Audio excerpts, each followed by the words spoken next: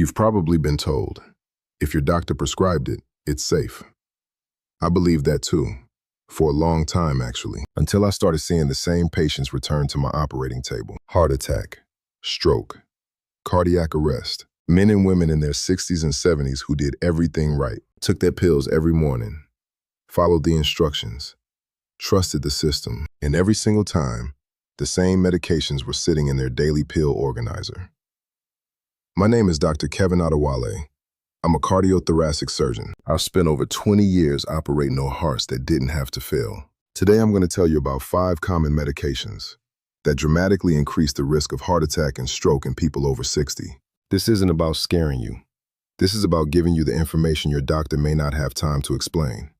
Because knowledge, quite literally, can save your life. Here's something most people don't realize. When a drug gets approved, it's tested mostly on younger adults, healthy ones, people in their 30s and 40s, one condition, no other medications, and a liver that processes everything efficiently. But that's not you, and that's not most of my patients. By the time you reach 60, your body handles medication completely differently. Your kidneys filter more slowly. Your liver metabolizes drugs at a fraction of the speed it used to. What a 50-year-old can handle without blinking can push a 70-year-old into a cardiac event. Does that surprise you? It surprises most people when I tell them. Here's another thing. The average American over 65 takes 4 to 5 prescription medications every single day. Some take 8 or 10. Each one was probably prescribed for a good reason. Blood pressure, arthritis, depression, allergies, diabetes. But here's the uncomfortable truth. Most of those drugs were never tested together, in combination, in an aging body. The interactions between them can be unpredictable and sometimes dangerous. I'm not saying your doctor made a mistake. I'm saying the system wasn't designed with your specific situation in mind. That gap between prescribed correctly and safe for you specifically is exactly where cardiac emergencies hide. So let's talk about the 5 medications I see most often linked to heart attacks and strokes in my older patients. Pill number 1, the painkiller that's hurting your heart. NSAIDs, non-steroidal anti-inflammatory drugs. Ibuprofen, naproxen, diclofenac. You can buy most of them at any pharmacy without a prescription. And that is exactly what makes them so dangerous. When you're 65 and your knees ache and your back hurts, reaching for ibuprofen feels like the obvious answer. Harmless, right? It's over the counter. It's been around for decades. Here's what's actually happening inside your body when you take it regularly. NSAIDs cause your body to retain sodium and water. That raises your blood pressure. In an older heart that's already working harder than it used to, elevated blood pressure is like adding weight to an engine that's already running hot. On top of that, NSAIDs interfere with the protective lining of your blood vessels. They make platelets stickier, more likely to clump together, more likely to form a clot. A clot in a coronary artery is a heart attack. A clot in a cerebral artery is a stroke. Studies show that regular NSAID use in people over 65 increases the risk of heart attack by up to 50%. 50%, not a small number. So what should you do if you're in pain? Talk to your doctor about acetaminophen. It's much gentler on the cardiovascular system. Physical therapy, topical creams, certain lifestyle changes can make a real difference. Pain management doesn't have to come with cardiac risk. Pill number 2, the diabetes medication with a hidden cardiac side effect. An older class of diabetes drugs called sulfonylureas. Names like glibenclamide, glipizide, glimepiride. These drugs work by forcing your pancreas to produce more insulin. Sounds reasonable, but here's the problem. They do it whether your blood sugar is high or not. That means they can push your blood sugar too low. This is called hypoglycemia. In a younger person, hypoglycemia feels unpleasant. Shaky, sweaty, dizzy.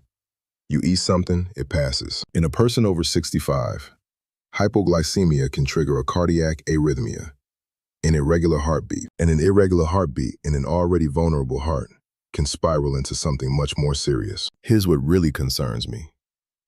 Many of my older patients don't even feel the classic symptoms of low blood sugar anymore.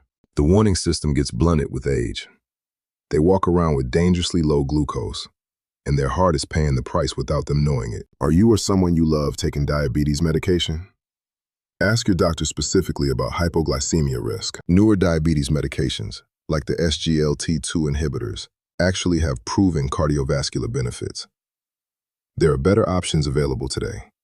You just have to know to ask. Pill number 3.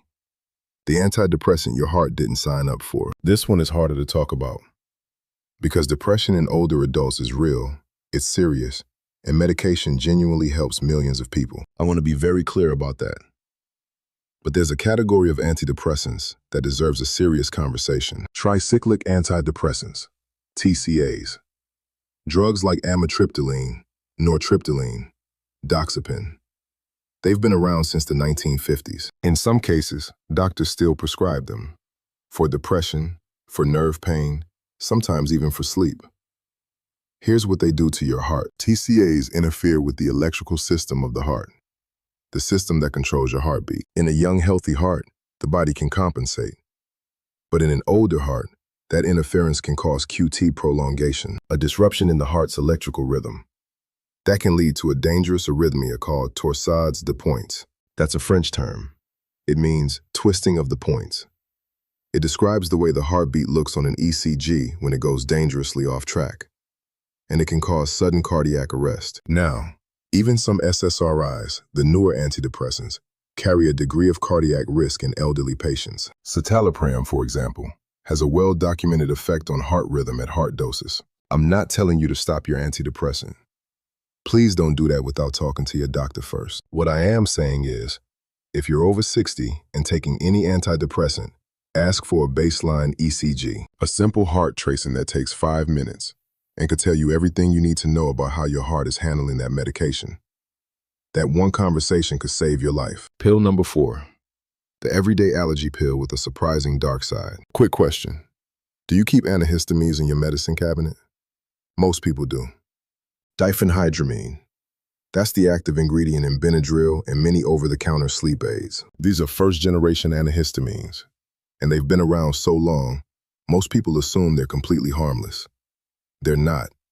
Not for everyone, and especially not for people over 60. First-generation antihistamines also affect the heart's electrical system. Just like the TCAs we just talked about, they can prolong the QT interval. And when you combine them with other medications that do the same thing, the risk multiplies. Antidepressants, certain antibiotics, some antifungals, combined with antihistamines. That combination becomes far more dangerous. But there's something else. Diphenhydramine blocks a key neurotransmitter that helps regulate heart rate. In older patients, this can cause a rapid or irregular heartbeat, especially at night, when the body is already in a more vulnerable state. And here's the part that really gets me. Diphenhydramine is marketed as a sleep aid. Seniors reach for it because they can't sleep, and it ends up stressing the very organ they're trying to rest. The good news? Second-generation antihistamines, loratadine, cetirizine, don't cross into the heart's electrical system in the same way. Same allergy relief, without the cardiac risk. Small swap, big difference. Pill number 5, the cold medicine that spikes your blood pressure. I want you to think about the last time you had a stuffy nose. What did you reach for? Chances are, something with pseudoephedrine or phenylephrine in it. Dayquil, Sudafed, countless cold and flu combinations. For a healthy 40-year-old, they work fine. But here's what decongestants actually do. They work by constricting blood vessels in your nasal passages. That's how they reduce congestion. The problem is, they don't just constrict vessels in your nose. They constrict vessels everywhere, including the ones supplying your heart. In someone with already elevated blood pressure, this can cause a sudden, dangerous spike. Pressure increases that can strain the heart wall, trigger an angina attack, or in the worst cases, precipitate a full cardiac event. I've had patients come to my doors after what they described as just a bad cold. They took something for the congestion. Their blood pressure shot up, and they ended up in emergency surgery. If you have hypertension, heart disease, or any history of stroke, please read every cold medicine label before you take it. Saline nasal sprays, steam inhalation. They can manage congestion without touching your blood pressure at all. Now here's where it gets really serious. And I need you to pay close attention to this part. We've talked about 5 medications. Each one carries its own cardiac risk. But what happens when you're taking 2 of them at the same time? Or 3? This is called polypharmacy, and it's one of the biggest silent conditions in elderly medicine today. Let me paint you a picture. A 72-year-old woman. She takes ibuprofen for her arthritis, an antidepressant for low mood, and occasionally grabs a Benadryl to help her sleep. 3 medications, each prescribed or chosen for a completely legitimate reason. But together, the ibuprofen is raising her blood pressure. The antidepressant is affecting her heart's electrical rhythm. The Benadryl is adding to that electrical disruption and spiking her heart rate at night. Her cardiovascular system is under assault from 3 directions simultaneously, and nobody connected the dots. This is not a rare scenario. I see versions of this every single week. The interactions between these drugs are not always obvious. Even experienced physicians can miss them. That's why medication reviews, where a doctor or pharmacist looks at everything you're taking together, are so critically important after 60. Do you know every single medication you are currently taking, including over-the-counter pills, supplements, and vitamins? If the answer is anything other than an immediate yes, that's your first action item. I know this has been a lot of information, and I don't want you to walk away feeling scared and helpless. That's not why I'm here. So let me give you something concrete. First, make a complete medication list. Every prescription, every over-the-counter pill, every supplement. Write them all down on one piece of paper. This single document could be the most important health tool you own. Second, ask for a medication review. Many pharmacists offer this for free. A good pharmacist will look at your entire list and flag any dangerous combinations. Don't wait for your doctor to suggest it. Ask for it yourself. Third, have the conversation. Next time you see your doctor, say these exact words. I'd like to review whether all my current medications are still the right choice for my age and my heart. A good doctor will welcome that question. And if yours doesn't, that tells you something important too. Fourth, never stop a prescription medication suddenly on your own. Any changes need to happen with medical supervision. You are not powerless here. You are an active participant in your own health. And the more informed you are, the better the decisions you and your doctor can make together. I've been a cardiothoracic surgeon for over 20 years. I've held a beating human heart in my hands. I've repaired arteries the width of a pencil. I've stood in operating rooms at 2 in the morning, trying to save someone who had no idea they were at risk. And here's the truth that I cannot stop thinking about. Most of the cardiac emergencies I see in patients over 60 are preventable. Not all of them, but most of them. The heart attack that came after years of daily ibuprofen. The stroke triggered by a blood pressure spike from cold medicine. The sudden arrhythmia in a patient who had been taking the same antidepressant for 15 years without a single cardiac check. These weren't random. These weren't inevitable. These were the result of a gap. A gap between what was prescribed and what was actually safe for that specific person at that specific age. And the hardest part? Most of those patients were doing everything they were told. They weren't being reckless. They were being responsible. They just didn't have the information they needed. That gap is why I make these videos. Not to replace your doctor, not to frighten you into throwing your medications away, but because I believe, deeply, that an informed patient is a protected patient. Your heart has been working for you every single second of your life. Every beat, without being asked, without taking a day off. The least we can do is pay attention to what we're putting into the body that surrounds, because the next patient on my operating table doesn't have to be you. So, 5 medications, 5 real risks.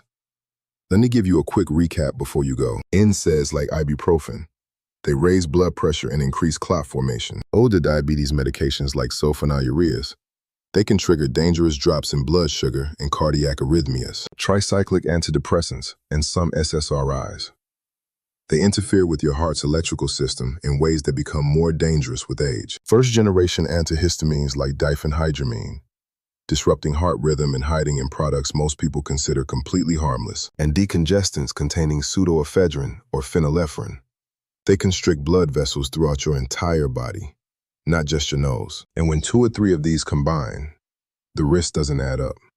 It multiplies. One thing I want you to do before you close this video, just one. Write down every medication you are currently taking, every single one. Put it on one piece of paper. Take it to your next doctor's appointment. That one piece of paper could change everything. I also want to hear from you.